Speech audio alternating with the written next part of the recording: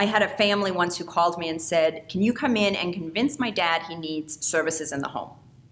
And, none of us have a magic wand, but I said, sure, I will come, but I need all of the family there at the same time.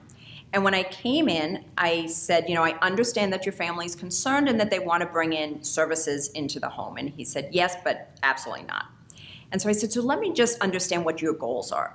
And his goals were very simple. He wanted to stay in his home, and he wanted to continue to care for his wife who had advancing Alzheimer's.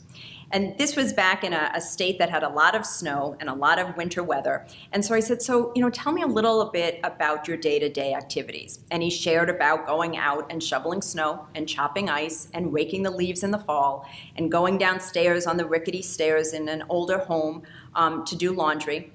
And I said, so tell me how those could bring you closer to your goal of staying home and caring for your wife.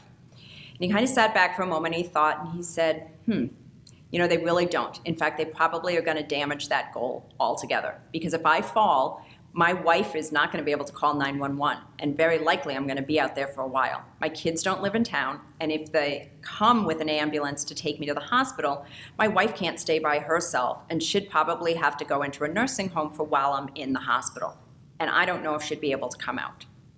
And so I said, so would you be willing to consider bringing in some help couple of times a week to be able to do some of those tasks that you are not that you're not able to do, but that risk your goals?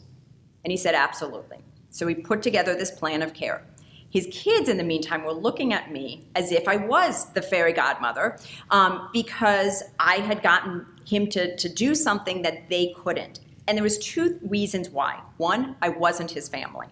And so people will always connect a little bit different to a stranger who comes in with a little different expertise because they're not seeing me as their young daughter who really doesn't know anything.